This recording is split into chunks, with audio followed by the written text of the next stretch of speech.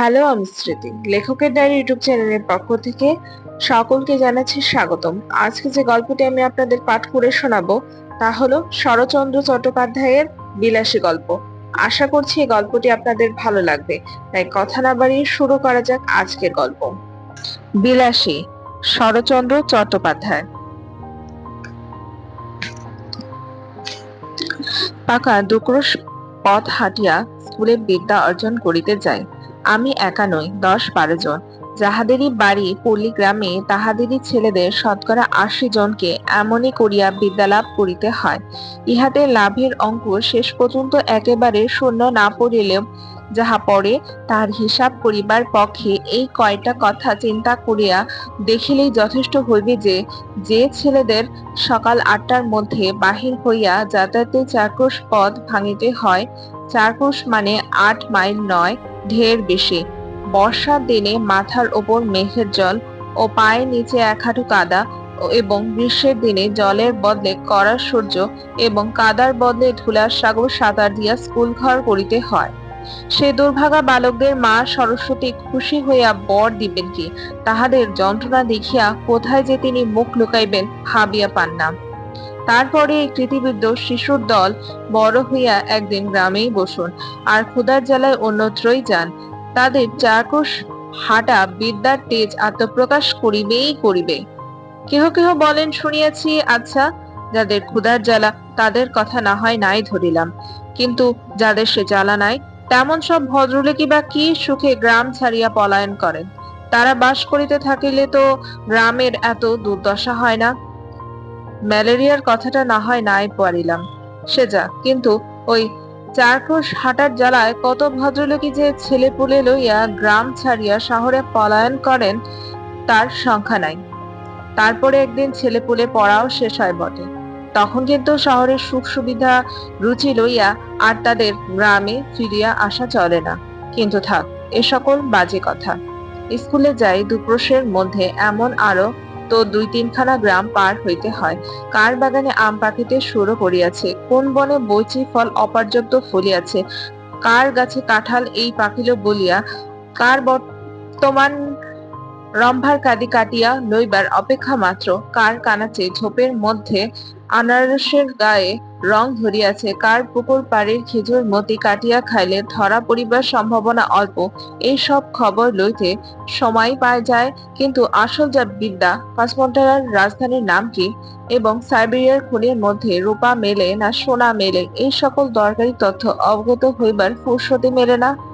জৈনিক পল্লী বালকের ডায়েরি হইতে নকল, তার সকল নামটা কাহারও জানিবার প্রয়োজন নাই। নিষেধও আছে, ডাক নামটা না হয় ধরুন ন্যাড়া। কাজে এক্সামিনের সময় এডেন কি জিজ্ঞাসা করিলে বলি পার্সিয়ার বন্দর, আর হুমায়ুনের বাপের নাম জানিতে চাইলে লিখিয়া দিয়া আসে তোগলক খা। এবং আজ 40-এর কোঠা পার হইয়াও দেখি ও সকল বিষয়ের ধারণা প্রায় একই রকমই আছে। তারপরে প্রমোশনের দিন মুখ ভার করিয়া বাড়ি ফিরিয়া আসিয়া কখনো বা দল বাঁধিয়া মতলব করি মাস্টারকে ঠেঙানো উচিত, কখনো বা ঠিক করি অমন বিশ্রী স্কুল ছাড়িয়া দেওয়াই কর্তব্য। আমাদের গ্রামে একটি ছেলের সঙ্গে মাঝে মাঝেই স্কুলের পথে দেখা হইত। তার নাম ছিল মৃত্যুঞ্জয়। আমাদের চেয়ে সে বয়সে অনেক বড়, 3rd ক্লাসে পড়িত। কবে যে সে প্রথম 3rd ক্লাসে উঠিয়াছিল এ খবর আমরা কেহই জানিতাম না। সম্ভবত তাহা প্রত্নতাত্ত্বিকের গবেষণা বিষয়। আমরা কিন্তু তাহার ওই 3rd ক্লাসটাই চিরদিন দেখিয়া আসিয়াছি। তাহার 4th ক্লাসে পড়ার ইতিহাসও কখনো শুনি নাই, 2nd ক্লাসে ওঠার খবরও কখনো পাই নাই। মৃত্যুঞ্জয়ের বাপ মা ভাই বোন কেহই ছিল না। ছিল শুধু গ্রামের এক প্রান্তে একটা প্রকাণ্ড আম কাঁঠালের বাগান, আর তার মধ্যে একটা পোড়া বাড়ি। আর ছিল এক জ্ঞাতি খোড়া। খোড়ার কাজ ছিল ভাইপোর নানাবিধ দুর্নাম রটনা করা। সে গাঁজা খায়, সে গুলি খায়, এমনই আরো কত কি। তার আর একটা কাজ ছিল বুড়িয়া বেড়ানো, ওই বাগানে অর্ধেকটা তার নিজের অংশ, নালিশ করিয়া দখল করার অপেক্ষা মাত্র। অবশ্য দখল একদিন তিনি পাইয়াছিলেন বটে, কিন্তু সে জেলা আদালতে নালিশ করিয়া নয়, উপরের আদালতের হুকুমে। কিন্তু সে কথা পরে হইবে। মৃত্যুঞ্জয় নিজে রাধিয়া খাইত, এবং আমের দিনে ওই আম বাগানটা জমা দিয়াই তাহার সারা বছরের খাওয়া পড়া চলিত এবং ভালো করিয়াই চলিত। যেদিন দেখা হইয়াছে সেই দিনই দেখিয়াছি মৃত্যুঞ্জয় ছেঁড়া খোড়া মলিন বইগুলো বগলে করিয়া পথের একধার দিয়া নীরবে চলিয়াছে। তাহাকে কখনো কাহারও সহিত যাচিয়া আলাপ করিতে দেখি নাই, বরঞ্চ উপযাচক হইয়া কথা কহিতাম আমরাই। তাহার প্রধান কারণ ছিল এই যে দোকানে খাবার কিনিয়া খাওয়াইতে গ্রামের মধ্যে তাহার জোড়া ছিল না। আর শুধু ছেলেরাই নয়, কত ছেলের বাপ কতবার যে গোপনে ছেলেকে দিয়া তাহার কাছে স্কুলের মাইনে হারাইয়া গেছে, বই চুরি গেছে ইত্যাদি বলিয়া টাকা আদায় করিয়া লইত, তাহা বলিতে পারি না। কিন্তু ঋণ স্বীকার করা তো দূরের কথা, ছেলে তাহার সহিত একটা কথা কহিয়াছে, এই কথাও কোনো বাপ ভদ্র সমাজে কবুল করিতে চাহিত না। গ্রামের মধ্যে মৃত্যুঞ্জয় ছিল এমনই সুনাম। অনেকদিন মৃত্যুঞ্জয়ের সহিত দেখা নাই। একদিন শোনা গেল সে মর, আরেকদিন শোনা গেল মালপাড়ার এক বড় মালু তাহার চিকিৎসা করিয়া এবং তাহার মেয়ে বিলাসী সেবা করিয়া মৃত্যুঞ্জয়কে যমের মুখ হইতে এই যাত্রা ফিরিয়া আনিয়াছে। অনেকদিন তাহার অনেক মিষ্টান্নের সদ্ব্যয় করিয়াছি, মনটা কেমন করিতে লাগিল। একদিন সন্ধ্যার অন্ধকারে লুকাইয়া তাহাকে দেখিতে গেলাম। তাহার পুরো বাড়িতে প্রাচীরের বালায় নেই। স্বচ্ছন্দে ভেতরে ঢুকিয়া দেখি ঘরের দরজা খুলে বেশ উজ্জ্বল একটি প্রদীপ জ্বলিতেছে, আর ঠিক সম্মুখে তক্তপোষের ওপর পরিষ্কার ধবধবে বিছানায় মৃত্যুঞ্জয় শুইয়া আছে। তার কঙ্কালসার দেহের প্রতি চাহিলেই বোঝা যায় বাস্তবিক যমরাজ চেষ্টার ত্রুটি কিছু করেন নাই। তবে যে শেষ পর্যন্ত সুবিধা করিয়া উঠিতে পারেন নাই, সে কেবল ওই মেয়েটির জোরে। সে শিয়রে বসিয়া পাখার বাতাস করিতেছিল। আকস্মাৎ মানুষ দেখিয়া চমকিয়া উঠিয়া দাঁড়াইল। এই সেই বুড়ো সাপুরের মেয়ে বিলাসী। তার বয়স 18 কি 28 ঠাওর করিতে পারিলাম না, কিন্তু মুখের প্রতি চাহিবা মাত্র টের পাইলাম বয়স যাই হোক, খাটিয়া খাটিয়া আর রাত জাগিয়া জাগিয়া ইহার শরীরে আর কিছু নাই, ঠিক যেন ফুলদানিতে জল দিয়া ভিজাইয়া রাখা বাসি ফুলের মতো। হাত দিয়ে এতটুকু স্পর্শ করিলে, এতটুকু নাড়াচাড়া করিতে গেলেই ছুড়িয়া পড়িবে। মৃত্যুঞ্জয় আমাকে চিনিতে পারিয়া বলিল, কে নাড়া? বলিলাম, হুম। মৃত্যুঞ্জয় কহিল, বসো। মেয়েটা ঘাড় হেট করিয়া দাঁড়িয়া রহিল।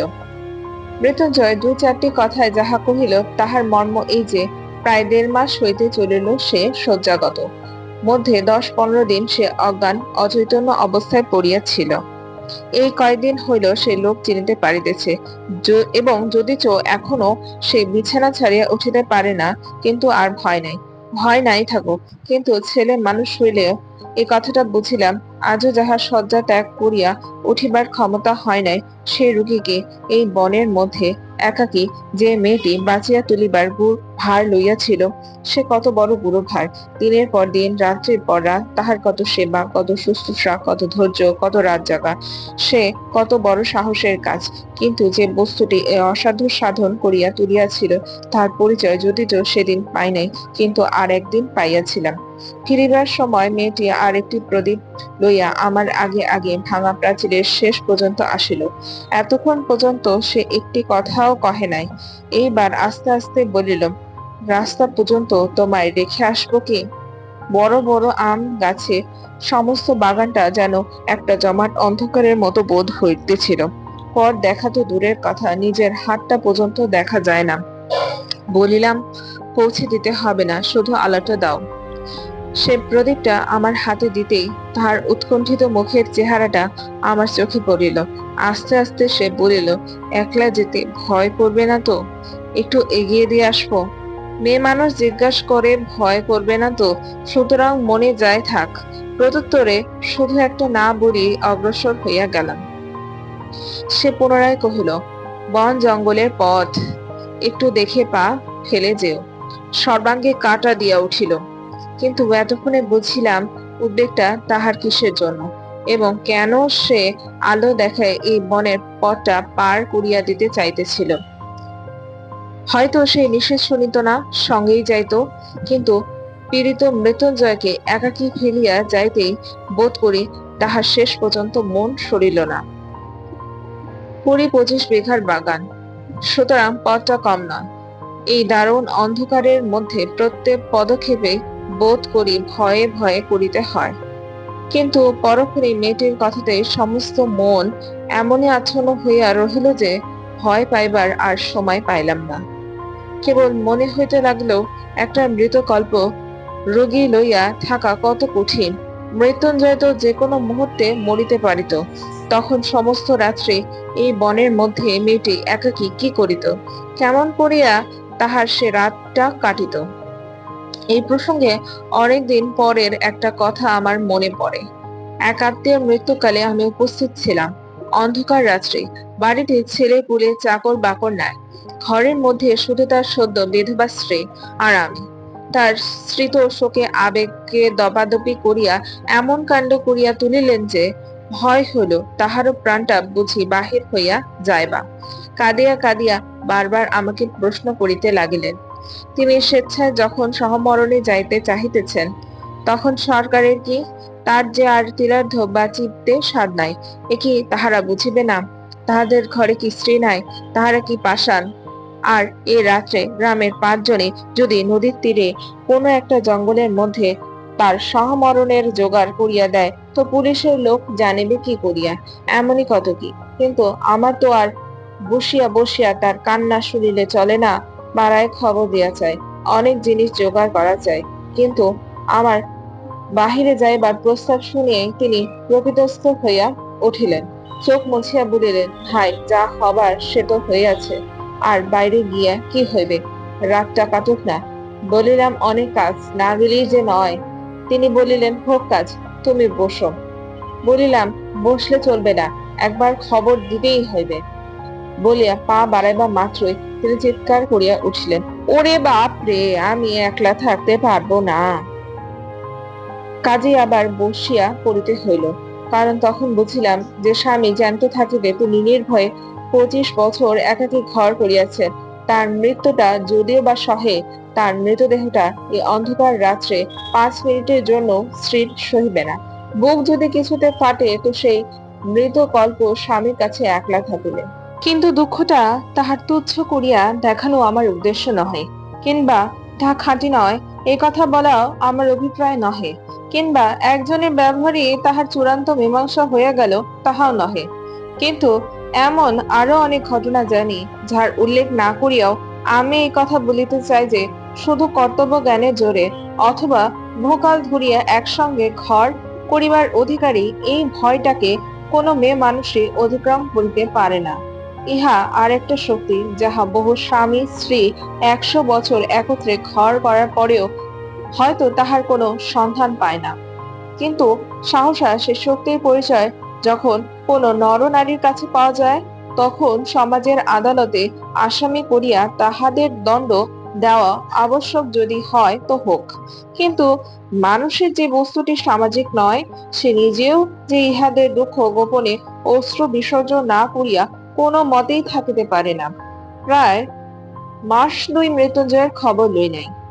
যাহারা পল্লীগ্রাম দেখেন নাই, কিংবা ওই রেলগাড়ির জানলায় মুখ বাড়াইয়া দেখিয়াছেন, তাহারা হয়তো সবিস্ময়ে বলিয়া উঠিবেন, এ কেমন কথা? এ কি কখনো সম্ভব হইতে পারে যে অত বড় অসুখটা চোখে দেখিয়া আসিয়াও মাস 2 আর তার খবর নাই? তাহাদের অবগতির জন্য বলা আবশ্যক যে এ শুধু সম্ভব নয়, এই হইয়া থাকে। একজনের বিপদে পাড়া শুদ্ধ ঝাঁক বাঁধিয়া ওপর হইয়া পড়ে, এই যে একটা জনশ্রুতি আছে। জানি না তাহা সত্য যুগের পল্লীগ্রামে ছিল কিনা, কিন্তু একালে তো কখনো দেখিয়াছি বলিয়া মনে করিতে পারি না। তবে তাহার মরার খবর যখন পাওয়া যায় নাই, তখন সে যে বাঁচিয়া আছে এ ঠিক। এমনই সময় হঠাৎ একদিন কানে গেল, মৃত্যুঞ্জয়ের সেই বাগানের অংশীদার খুড়া তোলপাড় করিয়া বেড়াইতেছেন যে গেল গেল গ্রামটা এবার রসাতলে গেল। নালতের মৃত্যুর বলিয়া সমাজে আর তার মুখ বাহির করিবার জোর রহিল না। অকাল কুষ্মাণ্ডটা একটা সাপুরে মেয়ে নিকা করিয়া ঘরে আনিয়াছে। আর শুধু নিকা নয়, তাও না হয় চুলায় যাক, তাহার হাতে ভাত পর্যন্ত খাইতেছে। গ্রামে যদি ইহার শাসন না থাকে, তো বনে গিয়া বাস করিলেই তো হয়। কেরলা হরিপুরের সমাজে একথা শুনিলে যে ইত্যাদি ইত্যাদি। তখন ছেলে বড় সকলের মুখের এই এক কথা, এ কি হইল? কলি কি সত্যি উল্টাইতে বসিল? খুড়া বলিয়া বেড়াইতে লাগিলেন, এই যে ঘটিবে তিনি অনেক আগেই জানিতেন। তিনি শুধু তামাশা দেখতেছিলেন। কোথাকার জল কোথায় গিয়া মরে, নইলে পর নয়, প্রতিবেশী নয়, আপনার ভাইপো। তিনি কি বাড়ি লইয়া যাইতে পারিতেন না? তাহার কি ডাক্তার বোধ দেখাইবার ক্ষমতা ছিল না? তবে কেন যে করেন নাই, এখন দেখুক সবাই। কিন্তু আর তো চুপ করিয়া থাকা যায় না। এ যে না মৃত্যুর বংশের নাম ডুবাইয়া যায়, গ্রামে যে মুখ পড়ে। তখন আমরা গ্রামের লোক মিলিয়া যে কাজটি করিলাম, তাহা মনে করিলে আমি আজও লজ্জায় মরিয়া যাই। খুড়া চলিলেন নালতের মৃত্যুর বংশের অভিভাবক হইয়া, আর আমরা 10-12 জন সঙ্গে চলিলাম গ্রামের বদন দগ্ধ না হয় এই জন্য। মৃত্যুঞ্জয়ের পোড়া বাড়িতে গিয়া যখন উপস্থিত হইলাম, তখন সবে মাত্র সন্ধ্যা হইয়াছে। মেয়েটি ভাঙা বারান্দায় একধারে রুটি গড়িতেছিল। আকস্মাৎ লাঠিসোঁটা হাতে এতগুলো লোককে উঠানের ওপর দেখিয়া ভয়ে নির্বর্ণ হইয়া গেল। খুড়ো ঘরের মধ্যে উকি মারিয়া দেখিলেন মৃত্যুঞ্জয় শুইয়া আছে। চট করিয়া শেকলটা টানিয়া দিয়া সেই ভয়ে মৃতপ্রায় মেয়েটিকে সম্ভাষণ শুরু করিলেন। বলা বাহুল্য, জগতের কোনো খুড়া কোনো কালে বোধ করি ভাইপোর স্ত্রীকে ওরূপ সম্ভাষণ করেন নাই। সে এমনই যে মেয়েটি হীন সাপুরের মেয়ে হইয়াও তাহা সহিতে পারিল না। চোখ তুলিয়া বলিল, বাবা আমারে বাবুর সাথে নিকা দিয়াছে জানো। খুড়া বলিলেন, তবে রে, ইত্যাদি ইত্যাদি, এবং সঙ্গে সঙ্গে 10-12 জন বীর দর্পে হুঙ্কার দিয়া তাহার ঘাড়ে পড়িল।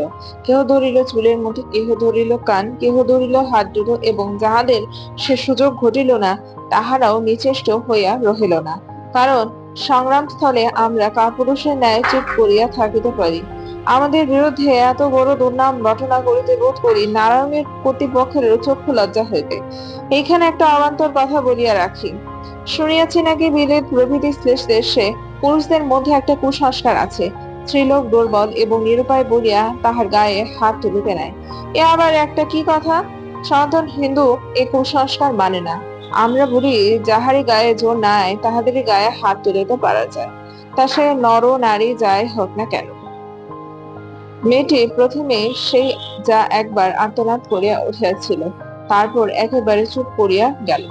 কিন্তু আমরা যখন তাহাকে গ্রামের বাহিরে রাখিয়া আসিবার জন্য হিচড়াইয়া লইয়া চলিলাম, তখন সে মিনতি করিয়া বলিতে লাগিল, বাবুরা, আমাকে একটি বার ছেড়ে দাও, আমি রুটিগুলো ঘরে দিয়ে আসি। বাইরের শিয়াল কুকুরে খেয়ে যাবে, রোগা মানুষ সমস্ত রাত খেতে পাবে না। মৃত্যুঞ্জয়ের রুদ্ধ ঘরের মধ্যে পাগলের মতো মাথা কুটিতে লাগিল, দ্বারে পদঘাত করিতে লাগিল এবং শ্রাব্য অশ্রাব্য বহুবিধ ভাষা প্রয়োগ করিতে লাগিল। কিন্তু আমরা তাহাতে তিলার্ধ বিচলিত হইলাম না। স্বদেশের মঙ্গলের জন্য সমস্ত অকাতরে সহ্য করিয়া তাহাকে হির হির করিয়া টানিয়া লইয়া চলিলাম বলিতেছি, কেননা আমি বারবার সঙ্গে ছিলাম। কিন্তু কোথাও আমার মধ্যে একটুখানি দুর্বলতা ছিল। আমি তাহার গায়ে হাত দিতে পারি নাই, বরঞ্চ কেমন যেন কান্না পাইতে লাগিল। সে যে অত্যন্ত অন্যায় করিয়াছে এবং তাহাকে গ্রামের বাহির করিয়াই উচিত বটে, কিন্তু এটা যে আমরা ভালো কাজ করিতেছি সেও কিছুতেই মনে করিলাম না। কিন্তু আমার কথা থাক, আপনারা মনে করিবেন না পল্লীগ্রামে উদারতার একান্ত অভাব, মোটেই না। বরঞ্চ বড়লোক হইলে আমরা এমন সব ঔদার্য প্রকাশ করি যে শুনিলে আপনারা অবাক হইয়া যাইবেন। এই মৃত্যুঞ্জয়টাই যদি না তাহার হাতে ভাত খাইয়া অমার্জনীয় অপরাধ করিত, তাহলে তো আমাদের এত রাগ হইত না। আর কায়েতের ছেলের সঙ্গে সাপুড়ে মেয়ের নিকা, এ তো একটা হাসিয়া উড়াইবার কথা। কিন্তু কাল করিলে যে ওই ভাত খাওয়া, হোক না সে 2.5 মাসের রোগী, হোক না সে শয্যাশায়ী, কিন্তু তাই বলিয়া ভাত, লুচি নয়, সন্দেশ নয়, পাঁঠার মাংস নয়, ভাত খাওয়া যে অন্য পাপ, সে তো আর সত্যই মাপ করা যায় না। তা নইলে পল্লীগ্রামের লোক সংকীর্ণ চিত্ত নয়। চারক্রোশ হাঁটা বিদ্যায় যেসব ছেলের পেটে, তারাই তো একদিন বড় হইয়া সমাজের মাথা হয়। দেবী বিনা পানির বরে সংকীর্ণতা তাহাদের মধ্যে আসিবে কি করিয়া? এই তো ইহারই কিছুদিন পরে প্রাতঃস্মরণীয় স্বর্গীয় মুখোপাধ্যায় মহাশয়ের বিধবা পুত্রবধূ মনের বৈরাগ্যে বছর 2 কাশীবাস করিয়া যখন ফিরিয়া আসিলেন, তখন ইন্দুকেরা কানাকানি করিতে লাগিল যে অর্ধের সম্পত্তি ওই বেঁধেবার এবং পাছে তাহা বেহাত হয়, এই ভয়েই তো ছোট বাবু অনেক চেষ্টা অনেক পরিশ্রমের পর বৌঠানকে যেখান হইতে ফিরিয়া আনিয়াছেন সেটা কাশী বটে। যাই হোক, ছোট বাবু তাহার স্বাভাবিক ঔদার্যে গ্রামের বারোয়ারি পূজার বাবদ 200 টাকা দান করিয়া 5খানা গ্রামের ব্রাহ্মণের সদক্ষিণা উত্তম ফলাহারের পর প্রত্যেক সৎ ব্রাহ্মণের হাতে যখন একটা করিয়া কাঁসার গ্লাস হাতে দিয়া বিদায় করিলেন, তখন ধন্য ধন্য করিয়া গেল। এমনকি পথে আসিতে অনেকেই দেশের এবং দশের কল্যাণের নিমিত্ত কামনা করিতে লাগিল। এমন সব যারা বড়লোক, তাহাদের বাড়িতে বাড়িতে মাসে মাসে এমন সব সদানুষ্ঠানের আয়োজন হয় না কেন?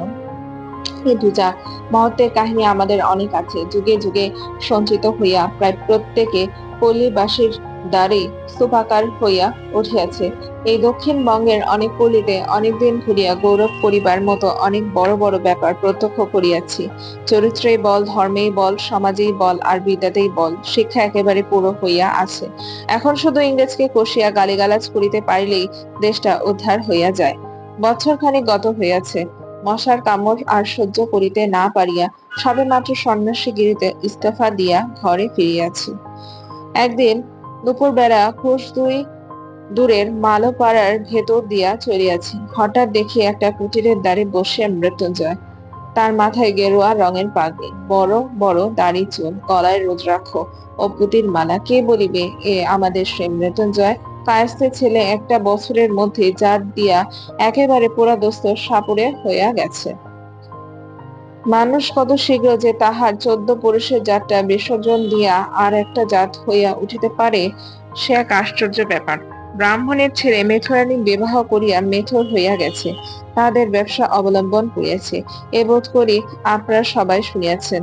আমি সৎ ব্রাহ্মণের ছেলেকে এন্ট্রান্স পাশ করার পরেও ডোমের মেয়ে বিবাহ করিয়া ডোম হইতে দেখিয়াছি। এখন সে ধুচুনি কুলো বুনিয়া বিক্রি করে, শুয়োর চড়ায়। ভালো কায়স্থ সন্তানকে কসাইয়ের মেয়ে বিবাহ করিয়া কসাই হইয়া যাইতেও দেখেছে। আজ সে স্বহস্তে গরু কাটিয়া বিক্রয় করে। তাহাকে দেখিয়া কাহার সাধ্য বলে কোন কালে সে কসাই ভিন্ন আর কিছু ছিল, কিন্তু সকলেরই ওই একই হেতু। আমার তো তাই মনে হয়। এমন করিয়া এত সহজে পুরুষকে যাহারা টানিয়া নামাইতে পারে, তাহারা কি এমনি অবলীলাক্রমে তাহাদের ঠেলিয়া উপরে তুলিতে পারে না? যে পল্লীগ্রামের পুরুষদের সুখ্যাতিতে আজ পঞ্চমুখ হইয়া উঠিয়াছে, গৌরবটা কি একা শুধু তাহাদেরই? শুধু নিজেদের জোরে এত দ্রুত নিচের দিকে নামিয়া চলিয়াছে। অন্দরের দিক হইতে কি এতটুকু উৎসাহ, এতটুকু সাহায্য আসে না? কিন্তু থাক, ঝোঁকের মাথায় হয়তোবা অনধিকার চর্চা করিয়া বসিল। কিন্তু আমার মুশকিল হইয়াছে এই যে, আমি কোনো মতে ভুলিতে পারি না দেশের 90 জন নর নারী এই পল্লীগ্রামের মানুষ। সেই জন্য কিছু একটা আমাদের করাই চাই। বলিলাম যে, দেখিয়া কে বলিবে এই সে মৃত্যুঞ্জয়, কিন্তু আমাকে সে খাতির করিয়া বসিল। বিলাসী পুকুরে জল আনিতে গিয়াছিল। আমাকে দেখিয়া সেও ভারী খুশি হইয়া বারবার বলিতে লাগিল, তুমি না আগলালে সে রাত্রে আমাকে তারা মেরেই ফেলতো, আমার জন্য কত মারি না জানি তুমি খেয়েছিলে। কথায় কথায় শুনিলাম পরের দিন তাহারা এখানে উঠিয়া আসিয়া ক্রমশ ঘর বাঁধিয়া বাস করিতেছে এবং সুখে আছে। সুখে যে আছে এ কথা আমাকে বলার প্রয়োজন ছিল না, শুধু তাহাদের মুখের পানি চাহিয়ে আমি তাহা বুঝিয়াছিলাম। তাই শুনিলাম আজ কোথায় নাকি তাহাদের সাপ ধরার বায়না আছে এবং তাহারা প্রস্তুত হইয়াছে। আমিও অমনি সঙ্গে যাইবার জন্য লাফাইয়া উঠিলাম। ছেলেবেলা হইতে দুটা জিনিসের উপর আমার প্রবল শখ ছিল। এক ছিল গোকরা কেউটে সাপ ধরিয়া পোষা, আর ছিল মন্ত্রসিদ্ধ হওয়া। সিদ্ধ হওয়ার উপায় তখনও খুঁজিয়া বাহির করিতে পারি নাই, কিন্তু মৃত্যুঞ্জয়কে ওস্তাদ লাভ করিবার আশায় আনন্দে উৎফুল্ল হইয়া উঠিলাম। সে তাহার নামজাদা শ্বশুরের শিষ্য, সুতরাং মস্ত লোক। আমার ভাগ্য যে আকস্মাৎ এমন সুপ্রসন্ন হইয়া উঠিবে তা কে ভাবিতে পারিত? কিন্তু শক্ত কাজ এবং ভয়ের কারণ আছে বলিয়া প্রথমে তাহারা উভয়ে আপত্তি করিল। কিন্তু আমি এমনই নাছোড়বান্দা হয়ে উঠিলাম যে মাঝখানেকের মধ্যে আমাকে সাগরেদ করিতে মৃত্যুঞ্জয় পথ পাইল না। সাপ ধরার মন্ত্র এবং হিসাব শিখাইয়া দিল এবং কবজিতে ওষুধ সমেত মাদুলি বাঁধিয়া দিয়া দুস্তর মতো সাপুরে বানাইয়া তুলিল। মন্ত্রটা কি জানেন? তার শেষটা আমার মনে আছে। ওরে কেউটে, তুই মনসার বাহন, মনসা দেবী আমার মা। ওলট পালট পাতাল ফোর, ঢেরার বিষ তুই নে, তোর বিষ ঢেরারে দে। দুধরাজ মণিরাজ, কারাগা বিষহরীরা আগে। ইহার মানে যে কি তা আমি জানি না, কারণ যিনি এই মন্ত্রের দ্রষ্টা ঋষি ছিলেন, নিশ্চয় কেহ না কেহ ছিলেন। তার সাক্ষাৎ কখনো পাইনি। অবশেষে একদিন এই মন্ত্রের সত্য মিথ্যার চরম মীমাংসা হইয়া গেল বটে, কিন্তু যতদিন না হইল ততদিন সাপ ধরার জন্য চতুর্দিকে প্রসিদ্ধ হইয়া গেলাম। সবাই বলা বলি করিতে লাগিল, হ্যাঁ ন্যাড়া একজন গুণী লোক বটে, সন্ন্যাসী অবস্থায় কামাখ্যা গিয়া সেদ্ধ হইয়া আসিয়াছে। এতটুকু বয়সের মধ্যে এত বড় ওস্তাদ হইয়া অহংকারে আমার আর মাটিতে পা পড়ে না, এমনই যোগ হইল। বিশ্বাস করিল না শুধু দুইজন, আমার গুরু যে, সে তো ভালো মন্দ কোনো কথাই বলিত না, কিন্তু বিলাসী মাঝে মাঝে মুখ টিপিয়া হাসিয়া বলিত, ঠাকুর এসব ভয়ঙ্কর জানোয়ার, একটু সাবধানে নড়াচড়া করুন। বস্তুত বিষ দাঁত ভাঙা, সাপের মুখ হইতে বিষ বাহির করা প্রভৃতি কাজগুলো এমনই অবহেলার সহিত করিতে শুরু করিলাম যে সেসব মনে পড়িলে আমার আজও গা কাঁপে। আসল কথা হইতেছে যে সাপ ধরা কঠিন নয়, এবং ধরা সাপ 2-4 দিন হাড়িতে পুড়িয়া রাখার পর তাহার বিষ দাঁত ভাঙাই হোক আর নাই হোক কিছুতেই কামড়াইতে চাহে না। চক্র তুলিয়া কামড়াইবার ভান করে, ভয় দেখায়, কিন্তু কামড়ায় না। মাঝে মাঝে আমাদের গুরু শিষ্যের সহিত বিলাসের তর্ক করিত। সাপুড়েদের সবচেয়ে লাভের ব্যবসা হইতেছে শেকড় বিক্রি করা, যা দেখাইবা মাত্র সাপ পালাইতে পথ পায় না, কিন্তু তার পূর্বে সামান্য একটু কাজ করিতে হইত। যে সাপটা শেকড় দেখিয়া পালাইবে তার মুখে একটা শিক ঘুরাইয়া বার কয়েক ছ্যাঁকা দিতে হয়। তারপরে তাহাকে শিকড়ি দেখানি হোক আর একটা কাঠি দেখানো হোক, সে যে কোথায় পালাবে ভাবিয়া পায় না। এই কাজটার বিরুদ্ধে বিলাসের ভয়ানক আপত্তি করিয়া মৃত্যুঞ্জয়কে বলিত, দেখো, এমন করিয়া মানুষ ঠকায়ও না। মৃত্যুঞ্জয় কহিত, সবাই করে, এতে দোষ কি? বিলাসী বলিত, করুক গে সবাই, আমাদের তো খাবার ভাবনা নেই, আমরা কেন মিছামিছি লোক ঠকাতে যাই? আর একটা জিনিস আমি বারবার লক্ষ্য করিয়াছি, সাপ ধরার বায়না আসলে বিলাসী নানা প্রকার বাধা দিবার চেষ্টা করিত। আজ শনিবার, আজ মঙ্গলবার, এমনই কত কি। মৃত্যুঞ্জয় উপস্থিত না থাকিলে সে তো একেবারে ভাগাইয়া দিত, কিন্তু উপস্থিত থাকিলে মৃত্যুঞ্জয় নগদ টাকার লোভ সামলাইতে পারিত না। আর আমার তো একরকম নেশার মতো হইয়া দাঁড়াইয়াছিল। নানা প্রকারে তাহাকে উত্তেজিত করিতে চেষ্টা ত্রুটি করিতাম না। বস্তুত ইহার মধ্যে মজা ছাড়া ভয় যে কোথায় ছিল এ আমাদের মনে স্থান পাইত না। কিন্তু এই পাপের দণ্ড আমাকে একদিন ভালো করিয়াই দিতে হইল। সেদিন ক্রোশ 3 দূরে এক গোয়ালার বাড়ি সাপ ধরিতে গিয়াছে। বিলাসী বারবারই সঙ্গে যাইত, আজও সঙ্গে ছিল। মেটে ঘরের মেঝে খানিকটা খুঁড়তে একটা গর্তের চিহ্ন পাওয়া গেল।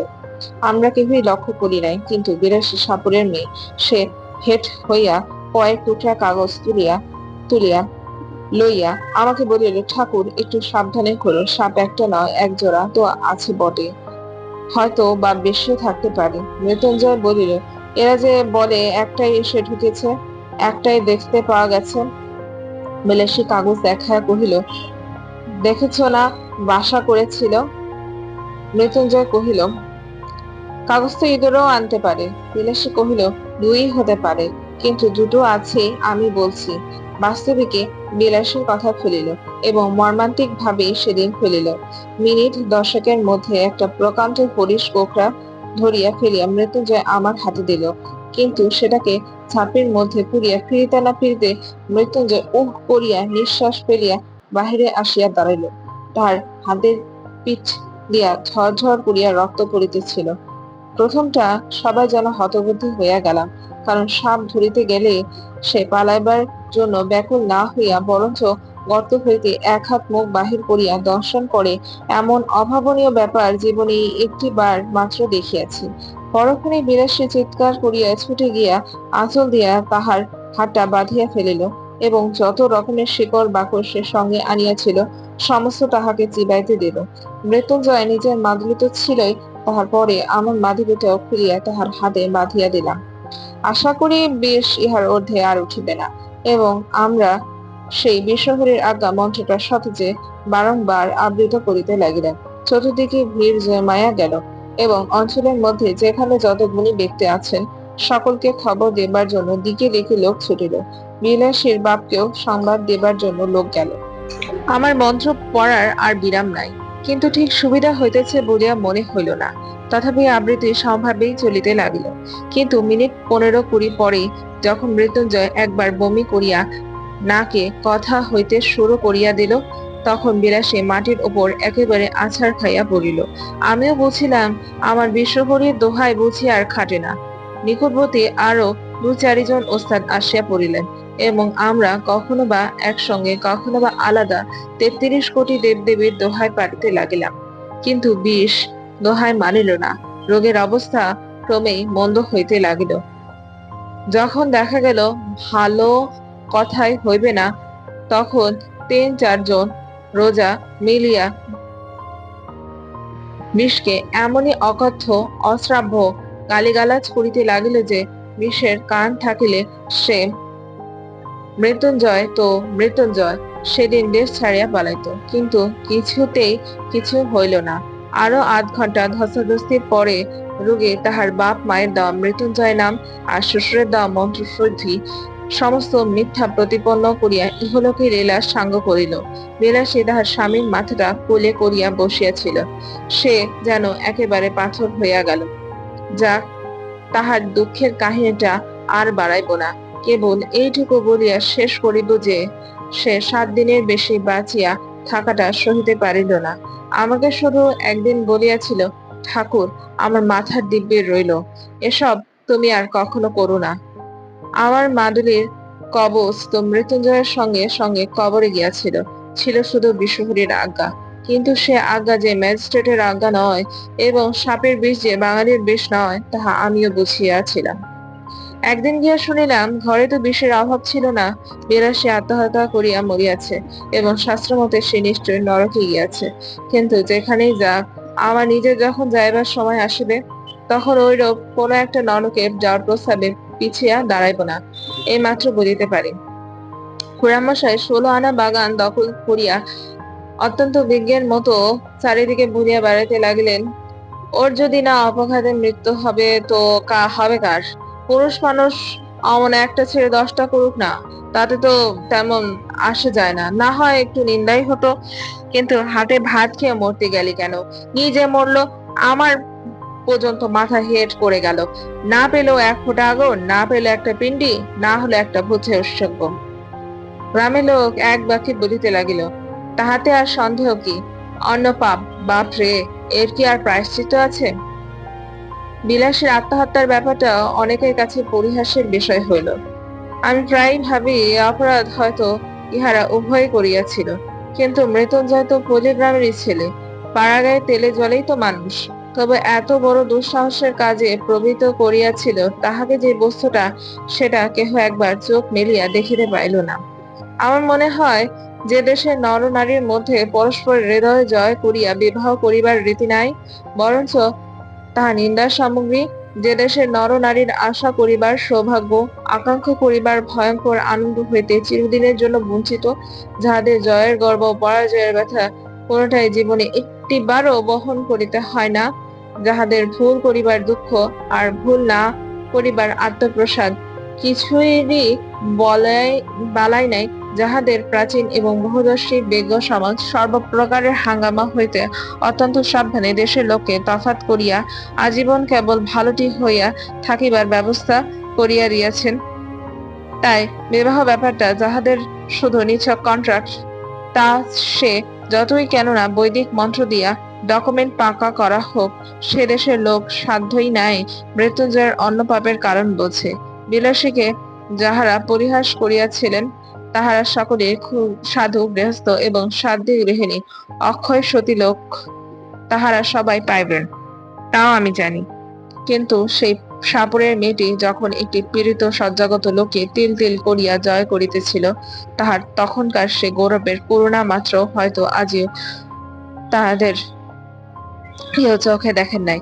মৃত্যুঞ্জয় হয়তো নিতান্তই একটা তুচ্ছ মানুষ ছিল, কিন্তু তাহার হৃদয় জয় করিয়া দখল করার আনন্দটা তুচ্ছ নয়, সে সম্পদও অকিঞ্চিত কর নহে।